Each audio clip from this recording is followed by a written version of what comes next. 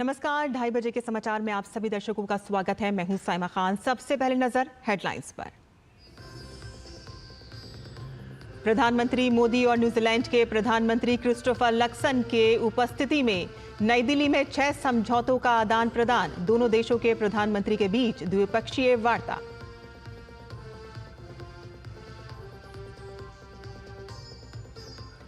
प्रधानमंत्री नरेंद्र मोदी ने कहा कि भारत और न्यूजीलैंड आतंकवाद के खिलाफ एकजुट। न्यूजीलैंड पीएम ने कहा कि दोनों देशों के स्वतंत्र और मुक्त हिंद प्रशांत क्षेत्रों पर साझा विचार।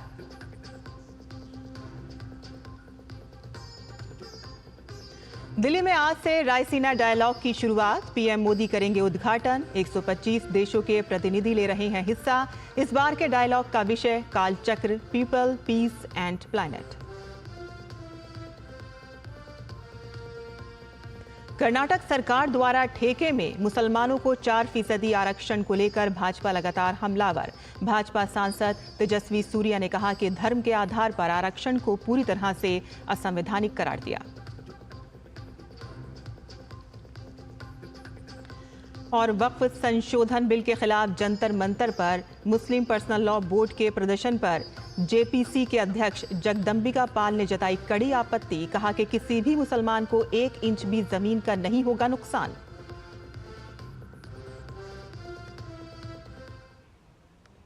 और अब समाचार विस्तार से। प्रधानमंत्री नरेंद्र मोदी और न्यूजीलैंड के प्रधानमंत्री क्रिस्टोफर लक्सन के बीच बातचीत के बाद भारत और न्यूजीलैंड ने रक्षा सहयोग संबंधी समझौतों पर हस्ताक्षर किए हैं, जिसमें खेल, बागवानी और शिक्षा के क्षेत्र में सहयोग शामिल हैं। बातचीत के दौरान पारस्परिक रूप से लाभकारी भारत न्यूजीलैंड एफटीए पर बातचीत शुरू करने का निर्णय लिया गया। दोनों देशों के बीच एक परस्पर लाभकारी फ्री ट्रेड एग्रीमेंट पर नेगोशिएशंस शुरू करने का निर्णय लिया गया है। इससे आपसी व्यापार और निवेश के पोटेंशियल को बढ़ावा मिलेगा। डेयरी, फूड प्रोसेसिंग और फार्मा जैसे क्षेत्रों में आपसी सहयोग और निवेश को प्रोत्साहित किया जाएगा। रिन्यूएबल एनर्जी और क्रिटिकल मिनरल क्षेत्रों में आपसी सहयोग को हमने प्राथमिकता दी है।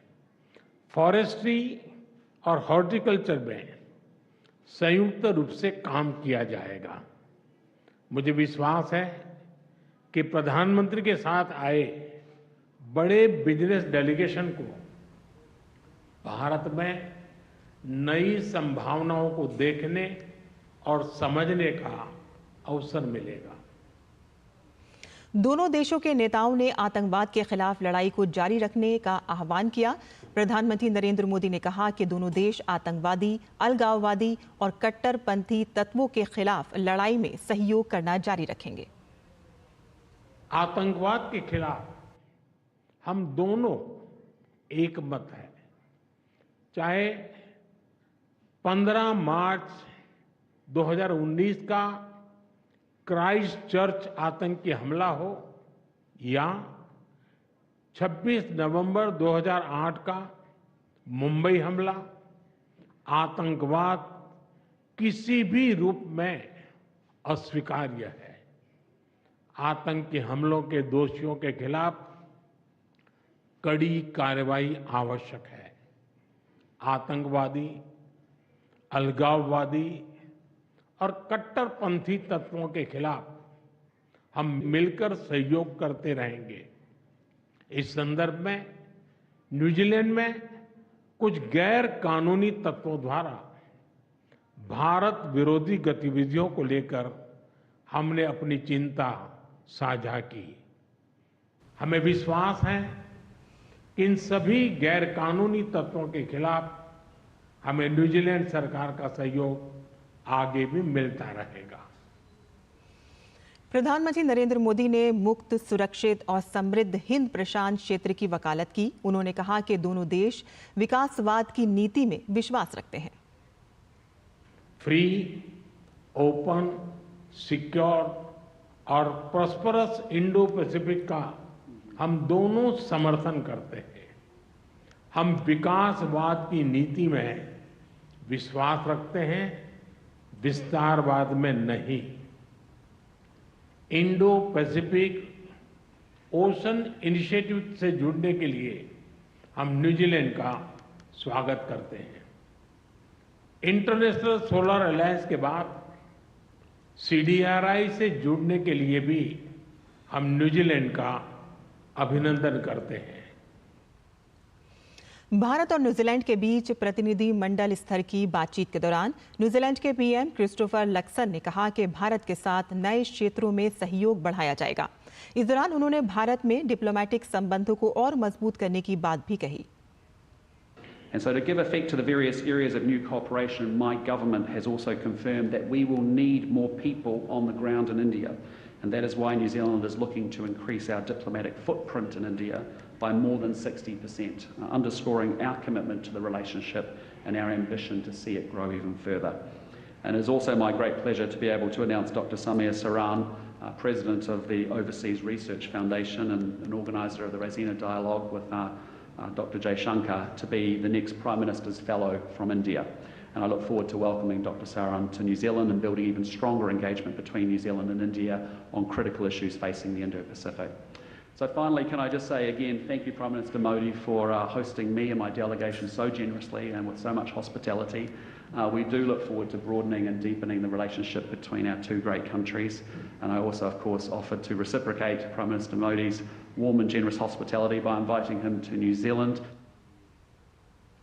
न्यूजीलैंड के प्रधानमंत्री क्रिस्टोफर लक्सन ने अपने 5 दिवसीय भारत दौरे पर PM मोदी के साथ हैदराबाद हाउस में मुलाकात की। न्यूजीलैंड के प्रधानमंत्री की यात्रा का उद्देश्य नई दिल्ली के साथ द्विपक्षीय व्यापार और आर्थिक संबंधों को और मजबूत करना है। गौरतलब है कि न्यूजीलैंड की संस्कृति, शिक्षा, व्यवसाय और उद्यमिता में भारतीय प्रवासियों का व्यापक योगदान है।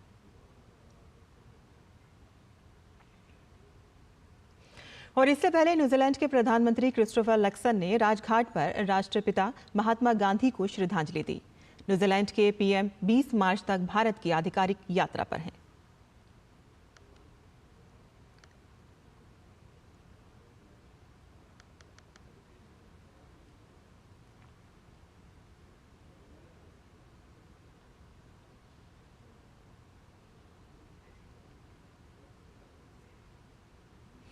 भारत का प्रमुख कूटनीतिक सम्मेलन रायसीना डायलॉग आज से दिल्ली में शुरू हो रहा है। विषय कालचक्र, लोक, शांति और पृथ्वी है। डायलॉग का 10वां संस्करण होगा। रायसीना डायलॉग भू राजनीति, भू अर्थशास्त्र पर भारत का प्रमुख सम्मेलन है, जो अंतर्राष्ट्रीय समुदाय के सामने आने वाले सबसे चुनौतीपूर्ण मुद्दों को संबोधित करने के लिए प्रतिबद्ध है। इसमें वैश्विक स्तर पर चुनौतीपूर्ण मुद्दों पर चर्चा होगी। प्रधानमंत्री नरेंद्र मोदी इसका उद्घाटन करेंगे। न्यूजीलैंड के PM क्रिस्टोफर लक्सन मुख्य अतिथि होंगे और कार्यक्रम को संबोधित करेंगे। 6 मुख्य विषयों पर विचार मंथन होगा। लगभग 125 देशों के प्रतिनिधि शामिल होंगे और कम से कम 20 देशों के विदेश मंत्री हिस्सा लेंगे। सैन्य कमांडर, उद्यमी, शिक्षाविद, राजनीतिक विशेषज्ञ, थिंक टैंक की मौजूदगी देखने को मिलेगी। कुल मिलाकर इस डायलॉग में राजनीति की बाधाएं, ग्रीन ट्राइलेमा को हल करने और डिजिटल पृथ्वी, मिलिटेंट मर्केंटिलिज्म, टाइगर की तरह से फुर्तीली नई योजनाओं का विकास, शांति, इसके उत्प्रेरक संस्थान और नेतृत्व में निवेश जैसे विषयों पर बातचीत होगी। रायसीना डायलॉग 2025 के तहत विदेश मंत्री डॉक्टर एस जयशंकर ने स्लोवेनिया की विदेश मंत्री तंजा फोजान से मुलाकात की। इस दौरान भारतीय विदेश मंत्री ने वैश्विक चुनौतियों के मद्देनजर UN सिक्योरिटी काउंसिल मेंबर के तौर पर उनके काम की सराहना की। और एस जयशंकर ने स्वीडन की विदेश मंत्री मारिया एम स्टेनगार्ड से भी मुलाकात की और यूरोपीय यूनियन के साथ भारत के संबंधों को और मजबूत करने के लिए चर्चा की। अमेरिकी नेशनल इंटेलिजेंस प्रमुख तुलसी गबार्ड ने रक्षा मंत्री राजनाथ सिंह से मुलाकात की। तुलसी गबार्ड कई देशों की यात्रा पर निकली हैं। रक्षा मंत्री ने सोशल मीडिया प्लेटफॉर्म X पर मुलाकात की तस्वीर साझा करते हुए खुशी जताई है। रक्षा मंत्री ने बताया कि इस दौरान रक्षा और सूचना साझाकरण सहित कई मुद्दों पर चर्चा हुई, जिसका उद्देश्य भारत अमेरिका साझेदारी को और गहरा करना है। और खबरों पर नजर डाल लेते हैं, जहां कर्नाटक सरकार द्वारा ठेके में मुसलमानों को 4% आरक्षण को लेकर भाजपा लगातार हमलावर है। भाजपा सांसद तेजस्वी सूर्या ने बीजेपी धर्म के आधार पर आरक्षण को पूरी तरह से असंवैधानिक बताया है। उन्होंने इसका विरोध करते हुए कर्नाटक सरकार से इस फैसले को वापस लेने की मांग की है।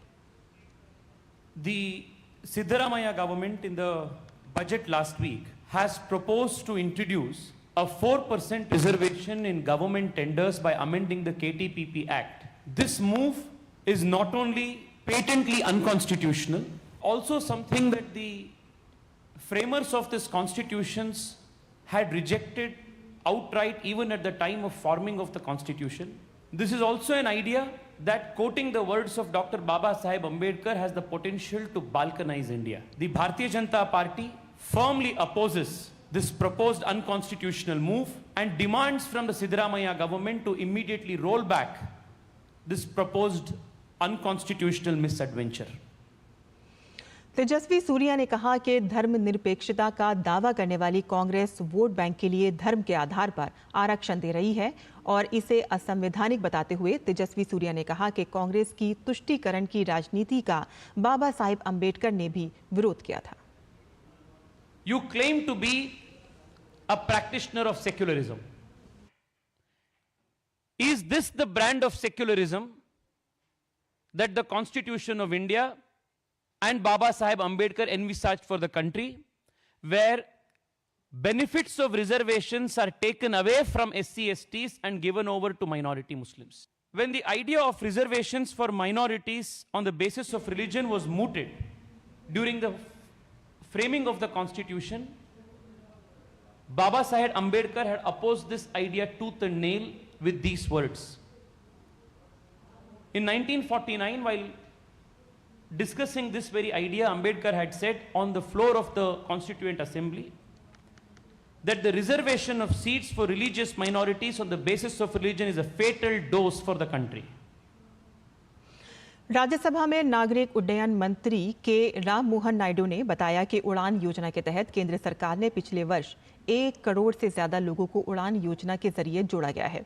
राज्यसभा में एक प्रश्न का जवाब देते हुए उन्होंने बताया कि इसकी सफलता को देखते हुए इस बजट में उड़ान योजना को आगामी 10 वर्षों के लिए और बढ़ा दिया गया है। आने वाले 10 वर्षों में 120 नई लोकेशन के जरिए तकरीबन 4 करोड़ लोगों को उड़ान योजना के जरिए जोड़ा जाएगा। I'm happy that you have spoken about the Udan scheme, which is one of the most successful schemes not only in the country, but it has been praised by many other countries, and I'm very happy to say this has been the vision of our Honorable Prime Minister Narendra Modi ji, where the thought process has been to connect all the airports together. It has been observed that many of the airports, even after building, the viability was an issue for the airlines to start the connectivity. It was at that point of time, the Udan scheme was visualized and the viability gap funding was given. And in the last 10 years, we have connected 1.5 crore people, and in the next 10 years, we want to connect 4 crore people, sir, and bring in 120 new destinations. So we are talking about 120 new locations being connected under the Udan scheme. एक देश एक चुनाव पर गठित संयुक्त संसदीय समिति की आज नई दिल्ली में एक अहम बैठक होगी। बैठक में कानूनी और संवैधानिक विशेषज्ञ बिल पर अपनी राय रखेंगे। पिछली जेपीसी बैठक में इस मुद्दे पर जनता की राय लेने पर सहमति बनी थी।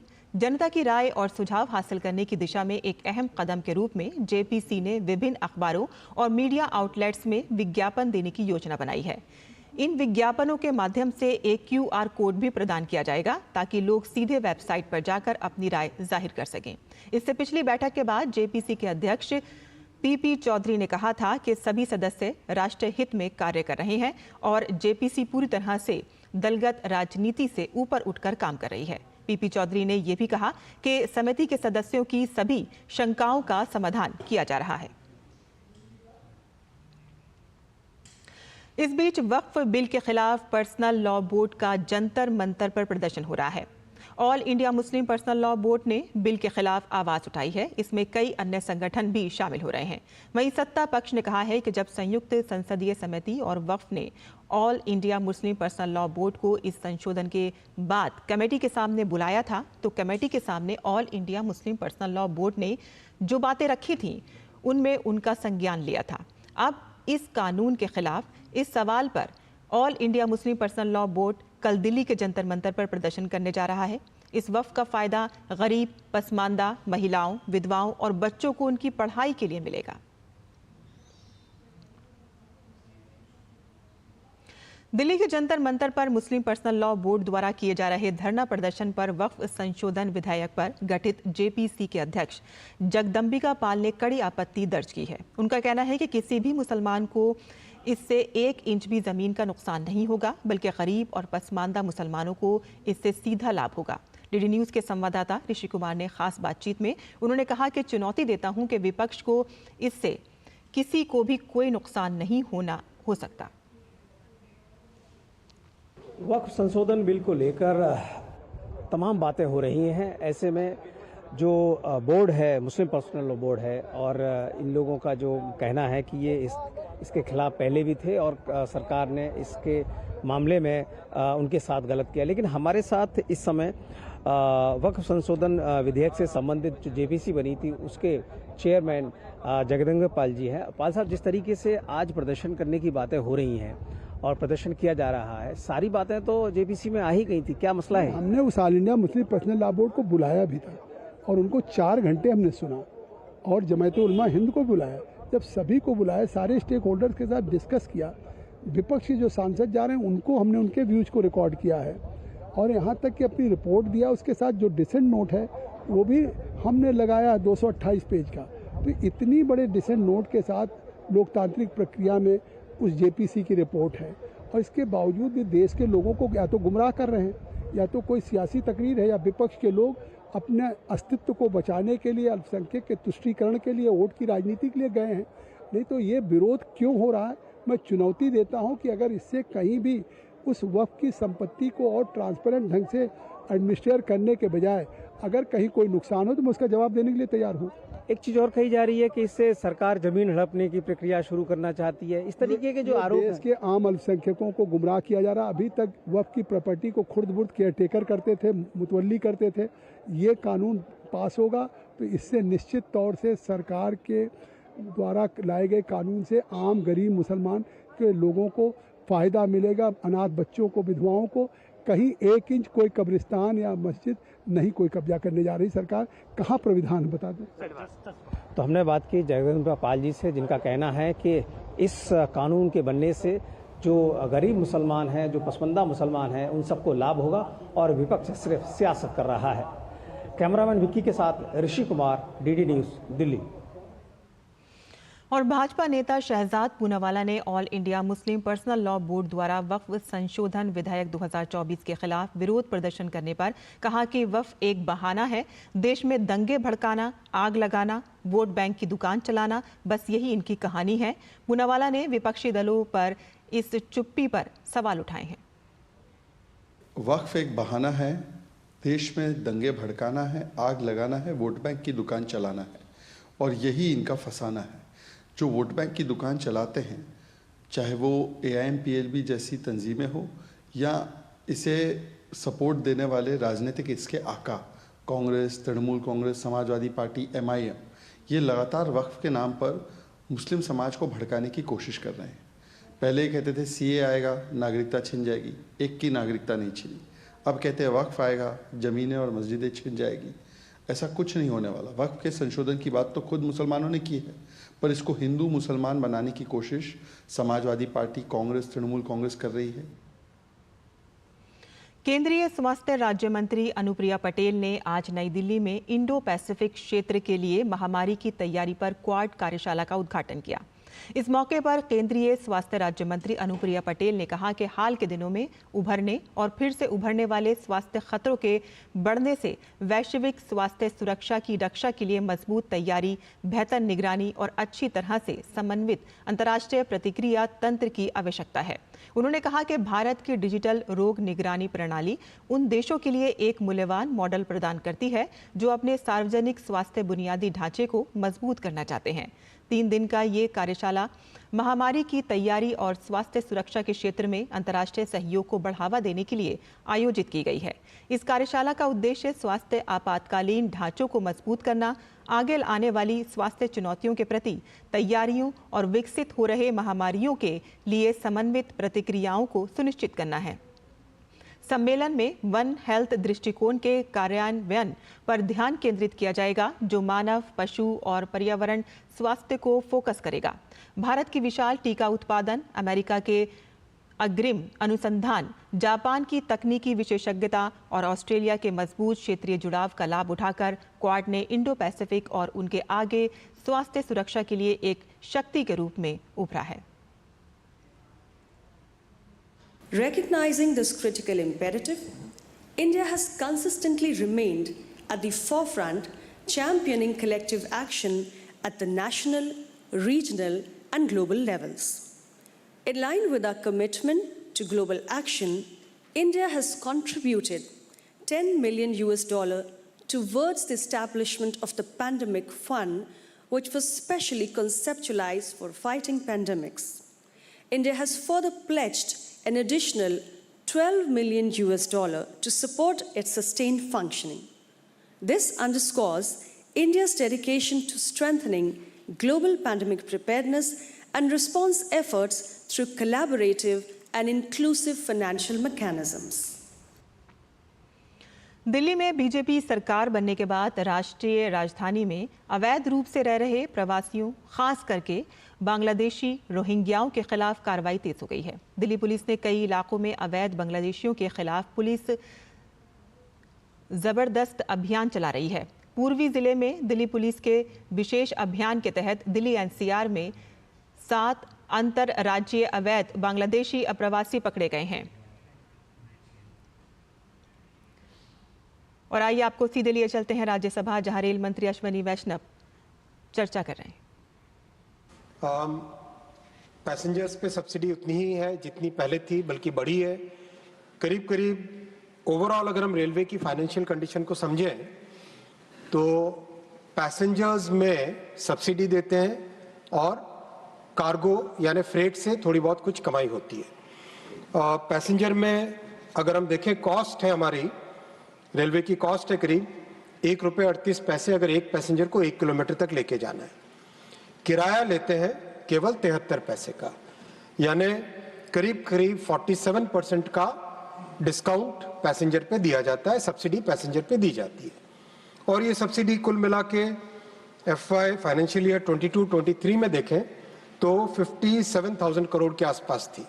57,000 करोड़ की सब्सिडी पैसेंजर के ट्रांसपोर्टेशन पे ओवरऑल है। और FY 23-24 के प्रोविजनल फिगर्स आए हैं, फाइनल रिकनसाइल हो रहे हैं, इसमें करीब 60,000 यानी 55 से लेके 60,000 करोड़ का टोटल सब्सिडी ये सोशल ऑब्लिगेशन है। कई मान्यवर सांसदों ने ये प्रश्न उठाया कि पैसेंजर्स के लिए क्या कर रहे हो। ये आपके सामने डेटा के साथ में रख रहा हूँ, डेटा के साथ प्रस्तुत कर रहा हूँ कि पैसेंजर्स के लिए फैसिलिटीज और विशेषकर किराया कम से कम रह पाए, उसके लिए रेलवे ने बहुत ही बड़े प्रावधान किए हैं। और उसके कारण आज भी हमारे आसपास के जितने भी देश हैं, मैं पश्चिमी देशों के साथ तुलना नहीं करना चाहता, केवल अगर हमारे आसपास के देशों से भी कंपैरिजन में करें, पाकिस्तान से कंपेयर करें, बांग्लादेश से कंपेयर करें, श्रीलंका से कंपेयर करें, तो उसमें भी सबसे कम किराया भारत का हमारी रेलवे का है। अगर एक 350 किलोमीटर की जर्नी देखें तो जनरल क्लास में 121 रुपये भारत में किराया है, पाकिस्तान में 436 रुपये, बांग्लादेश में 323 रुपये, श्रीलंका में 413 रुपये, ऐसा ही हर एक कैटेगरी में। और अगर इसको कंपेयर करेंगे वेस्टर्न कंट्रीज के साथ तो वेस्टर्न कंट्रीज में तो इसका 10 गुना, 15 गुना, 20 गुना किराया लिया जाता है। तो बहुत कम किराए में एक सुरक्षित और अच्छी क्वालिटी की सर्विस मिल सके, ऐसा प्रयास हमेशा रहता है। 2020 के बाद में किराए में वृद्धि नहीं की गई है। 2020 में भी बहुत छोटी सी एक वृद्धि की गई थी, 1 पैसा पर किलोमीटर के हिसाब से जनरल क्लास में, और एयर कंडीशन क्लासेस में उससे थोड़ी ज़्यादा की गई थी। ओवरऑल फाइनेंशियली माननीय सभापति महोदय, इलेक्ट्रिफिकेशन का फायदा 2018-19 से मिलने लगा और मैं इसके बारे में डिटेल में भी चर्चा करूंगा। और ओवरऑल ट्रैफिक बहुत बढ़ा है, पैसेंजर्स की संख्या भी बढ़ी है, कार्गो भी बढ़ा है, लेकिन ओवरऑल एनर्जी की कॉस्ट अब करीब करीब 30-32 हज़ार करोड़ पे स्टेबल हो गई है। ये बहुत एक पॉजिटिव चीज़ है। ये प्रधानमंत्री जी का दूरगामी जो सोच थी, जब उन्होंने 100% इलेक्ट्रिफिकेशन का चैलेंज हम सबके सामने रखा, ये उसके रिजल्ट अब दिखाई देने लगे। तो ये पर्यावरण एनवायरनमेंट के पॉइंट ऑफ व्यू से भी बहुत अच्छा है और फाइनेंशियली भी इलेक्ट्रिफिकेशन का फायदा अब मिलने लगा है। 7th पे कमीशन के कारण जो वेज कॉस्ट, स्टाफ कॉस्ट बढ़ गई थी, वो बढ़ी हुई है। आज भी पेंशन कॉस्ट भी बहुत बढ़ी हुई है। करीब 15 लाख पेंशनर्स हैं और 12,30,000 के आसपास एम्प्लॉयज़ हैं। तो वो एक सिग्निफिकेंट कॉस्ट है, जो कॉस्ट रेलवे आज प्रयास करके मैक्सिमम से मैक्सिमम कार्गो कैरी करके रेलवे उसको मीट करने की कोशिश कर रहा है। ओवरऑल फाइनेंशियल कंडीशन ठीक है। इससे बेहतर करने के प्रयास लगातार चलते रहेंगे और कोविड की जो प्रॉब्लम्स थी उससे रेलवे आज बाहर निकल गई है, ऐसा मैं आपके सामने समरी के तौर पे रखना चाहूँगा।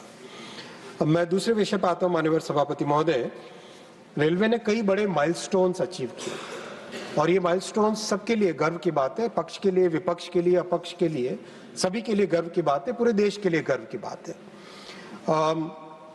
इस वर्ष 31 मार्च को जो ये वर्ष कंप्लीट हो रहा है, इसमें भारतीय रेलवे वर्ल्ड के टॉप 3 देश में शामिल होगा। कार्गो की कैरिंग 1.6 बिलियन टन इस साल का कार्गो कैरी होगा।